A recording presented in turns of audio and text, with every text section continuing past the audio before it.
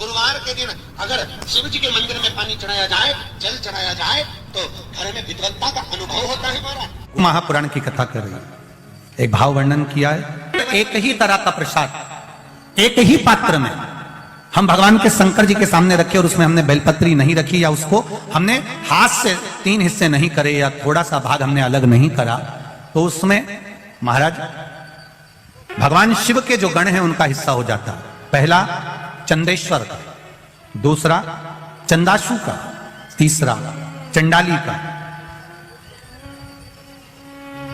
चौथा विश्वसेन का और 5वां चंड का हिस्सा उस प्रसाद में हो जाता है। शिव महापुराण की कथा कर रही है, भगवान शंकर का चरित्र कर रहा है कि भगवान शिव के सामने जो भी हम भगवान के सामने प्रसाद रखें उसमें बेलपत्र अवश्य चढ़ना चाहिए, या थोड़ा सा भाग में अंतर कर देना चाहिए। जैसे आप भगवान शंकर के सामने रखें, आपने चिरौंजी रखी, चना रखा, चूरमा रखा, या कोई दही का पंचामृत रखा, उसमें भी आप एक बेलपत्र समर्पित कर सकते हैं। क्यों? बेलपत्र उसमें डाल देने से या भाग विभाजन कर देने से भगवान शंकर के गणों का जो हिस्सा है वो हिस्सा नहीं रहता, फिर आप उसको ले जाकर अपने भाग के अनुसार उसको प्रयोग में ले सकते हैं, आप उसको पा सकते हैं। अब और अच्छे से समझ लीजिए, प्रसाद शिव जी का प्रसाद और अन्य प्रसाद में एक अंतर रहता है कि शंकर भगवान के प्रसाद को आप नहीं भी पाते हैं तो केवल अगर दर्शन मात्र कर लेते हैं तो भी ना जाने करोड़ों करोड़ों पाप हमारे जीवन के समाप्त हो जाते हैं, केवल दर्शन मात्र। है कि शमी वृक्ष की पत्ती को जब कोई नारी, पुरुष, बच्चा, बूढ़ा, जवान उस शमी के पत्ते को बेलपत्र के साथ लेकर जब शिवालय तक जाता है, जितनी देर तक वो शमी का पत्ता उसके हाथ में रहता है, जितनी देर तक शमी का पत्र उसके घर में रहता है, जितनी देर तक शमी का पत्र उसके स्पर्श में रहता है, उतने उतने शरीर के रोग, दुख, ताप काट देता है और उसे अलग से बल प्रदान कर देता है। शमी पत्र कभी कोई परिक्रमा, कभी भी कोई परिक्रमा खाली हाथ कभी मत करो, कभी। तुलसी जी की परिक्रमा कर रहे हो, हाथ में भले जल का पात्र रख लो। किसी वृक्ष की परिक्रमा कर रहे हो, अपने हाथ में कोई दाना रख लो। कोई परिक्रमा कर रहे हो, अपने हाथ में कोई अगरबत्ती, कोई धूप बत्ती, कोई मालिका रख लीजिए, कोई दीप रख लीजिए, कोई सामग्री रख लीजिए। कोई परिक्रमा खाली हाथ कभी नहीं करना चाहिए। जितने समय अतिथि हमारे घर में रहे, मेहमान हमारे घर में रहे, जिसको हमने आरती के समय पर गुड़ दिया है, जिसको हमने गुड़ दिया है, वो पाकर आनंद के साथ में। अच्छा, कभी तुमने सुना जो जिसके यहाँ पर गणेश जी नहीं होते, शादी ब्याह में अगर गणेश जी नहीं मिलते तो क्या करते हैं, वो गुड़ का जो ढेला होता है ना, उसी को आधा तोड़कर गणेश जी बना के रख देते हैं और उसी आधे गुड़ के ढेले का भोग लगा देते हैं। गुड़ का ही गणेश और गुड़ ही खजा। देखिए जरा भाव देखिए हमारे सनातन धर्म, भगवान को रिझाने का तरीका देखिए। अब कई लोग कहते हैं ये गुड़ से क्या होता है, ये मूंग से क्या होता है, ये धने से क्या होता है, चावल से क्या होता है, बेलपत्र से क्या होता है। अरे भाई, समर्पित करोगे, पाओगे तो जानोगे ना। कर भगवान की आराधना बृहस्पति भगवान ने काशी में करी। बृहस्पतिश्वर महादेव काशी में विराजमान, जिनकी भाग्य रेखा उल्टी चल रही हो, बृहस्पति चमक ही नहीं रहा हो, जिस काम में हाथ डालते हैं वो काम पूरा ही नहीं होता हो, तो एक बार काशी जाना, बृहस्पतिश्वर महादेव का स्पर्श करना, उनका अभिषेक पूजन करना और उनका स्पर्श कर कर एक बेलपत्र ब्राह्मण देवता से मांग कर लेकर जाना कि इन बृहस्पतिश्वर महादेव से मुझे एक बेलपत्र दे दो। तुम्हें पुखराज पहना कि नहीं पहना, हीरा रतन माणिक पहना कि नहीं पहना, वो बेलपत्र इतना चमत्कार कर देगी कि जिंदगी में कभी संपदा की कमी आएगी नहीं। अगर बृहस्पति नहीं चमके तो बृहस्पतिश्वर महादेव, जहां पर बैठकर बृहस्पति भगवान ने शंकर भगवान की आराधना करी, ईश्वर महादेव का स्मरण कर कर, जिसके कंठ में, गले में, शरीर में बड़ा रोग हो जाता है, बहुत बड़ा कोई रोग हो गया, जैसे सहज भाषा में कहें कोई बहुत बड़ी बीमारी, बहुत बड़ा रोग, बहुत बड़ी अगर बीमारी, बहुत बड़ा रोग शरीर में हो गया, कोई लीवर, कोई किडनी, कोई कैंसर जैसा भी रोग हो गया, तो शिव महापुराण की कथा कहती है एक दुर्बा, कितनी दुर्बा, एक दुर्वा, एक बेलपत्र नंदीश्वर महादेव के नाम से शंकर जी को समर्पित कर दो। पहले दुर्वा चढ़ा दो। जैसे आपके पास में दुर्वा हो तो पहले शिवलिंग पर दुर्वा चढ़ाओ, और दुर्वा चढ़ाने के बाद में फिर बेलपत्र समर्पित करो, और समर्पित करने के बाद में धीरे धीरे देवादिदेव महादेव पर जल का पात्र से, तांबे के कलश से धीरे धीरे शिव जी को जल समर्पित करो।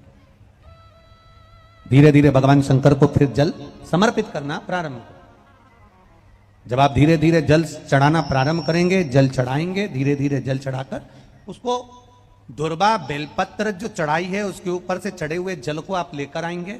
नंदीश्वर शिव जी का नाम लेकर, नंदीश्वर महादेव का नाम लेकर उस जल को किडनी, लीवर, कैंसर जैसे बड़े बड़े रोग जिसके शरीर में हो गए हों उसको मात्र आधे से आधा चम्मच जल भी रोज प्रतिदिन दुर्वा बेलपत्र चढ़ाने के बाद जो चढ़ाया गया जल है उसको लाकर पिलाएंगे। धीरे धीरे बाबा नंदीश्वर का नाम लेकर चढ़ाएंगे तो आराम लगना प्रारंभ हो जाएगा। नंदीश्वर महादेव। टेंशन ऐसा कोई संसार में नहीं जन्मा जिसके मस्तक पर टेंशन नहीं आया, कोई चिंता नहीं आई, कोई चिंता सम्मुख में नहीं पहुंची, ऐसा कोई जन्मा ही नहीं। आ गया थोड़ी परेशानी, आ गया थोड़ा कष्ट, एक शमी का पुष्प सम्मुख रखकर महामृत्युंजय मंत्र का अनुष्ठान कर कर, और यदि आप नहीं कर सकते हो, आपको लग रहा है कि मेरे दुख की घड़ी चल रही है, समस्या की घड़ी चल रही है, बहुत रोग चल रहा है, बहुत बीमारी चल रही है, बहुत कष्ट चल रहा है, उस समय पर आप अगर नहीं कर सकते हो तो जो आपके प्रिय, आपके स्नेही, आपसे मिलने वाले जो ब्राह्मण देवता, जो भू देवता हो, उनके चरणों में जाकर नमन कर कर, प्रार्थना कर कर, उनसे विनय कर कर कह सकते हो महाराज जी बहुत टेंशन का जीवन चल रहा है, बहुत कष्टमय जिंदगी चल रही है, आप कृपा करो मेरे लिए एक बार महामृत्युंजय का अनुष्ठान शमी का पुष्प रखकर कर दीजिए। बाबा ब्राह्मण देवता, मुझे विश्वास है कि मेरा भोलेनाथ मेरा हाथ पकड़ लेगा और मुझे इस भवसागर से पार उतार देगा। एक शमी के पुष्प में वो बल होता है, एक शमी के पुष्प में वो भाव होता है, एक शमी के पुष्प में वो आनंद होता है कि महामृत्युंजय के अनुष्ठान का, महामृत्युंजय मंत्र के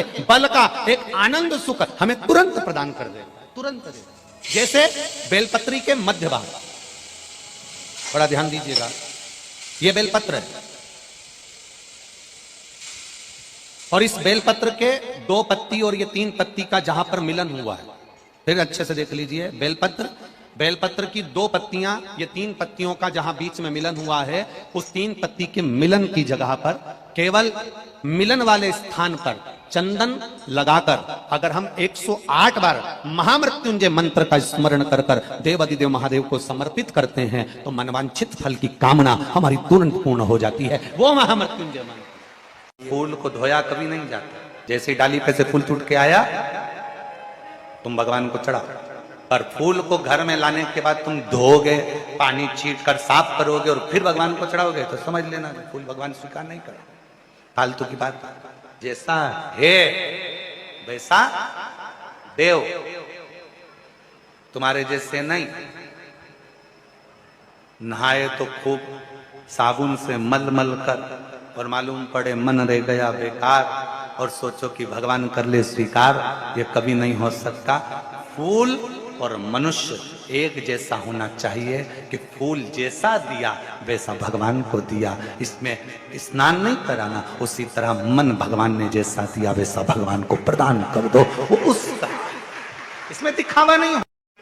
कई लोग कहते हैं गुरुजी हम घर से पानी भर के लेके जाते हैं। अब किसी ने कहा गुरुजी घर से पानी लेकर जाते हैं, मटके का पानी है, नल कभी कभी नहीं आता, कभी कभी लाइट नहीं रहती तो बोरिंग से नहीं भराता, हमारे घर में रखा हुआ पानी तो बासी हो गया। थोड़ा ध्यान देना, पानी तो बासी हो गया। शास्त्र कह रहा है, शिव चरित्र कह रहा है, भगवान शंकर की कथा कह रही है, वायु, अग्नि, जल, पृथ्वी, आकाश कभी बासी नहीं होता, वो हमेशा ताजा के ताजा ही रहता है।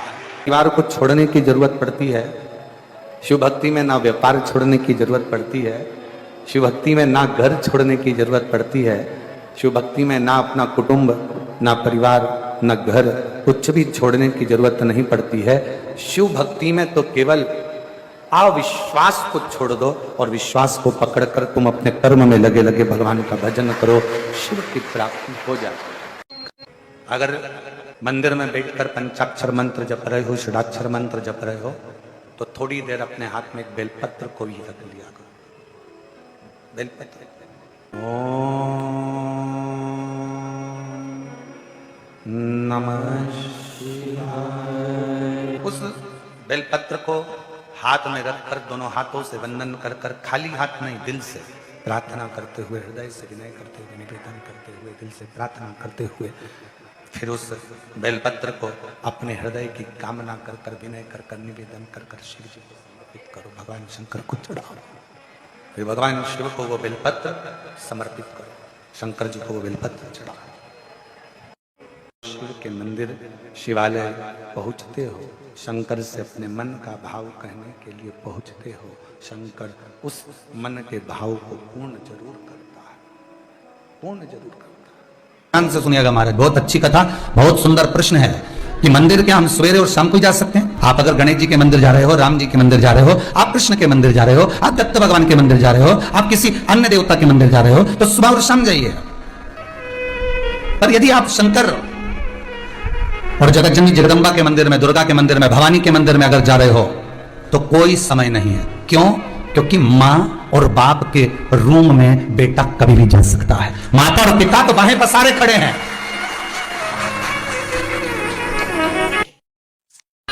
कितना भी टेंशन, कितनी भी चिंता व्यापे, कितनी भी परेशानी चल रही हो, थोड़े दिन बाबा की जो जलाधारी है, इस जलाधारी पर हल्दी का थोड़ा सा लेपन करिए।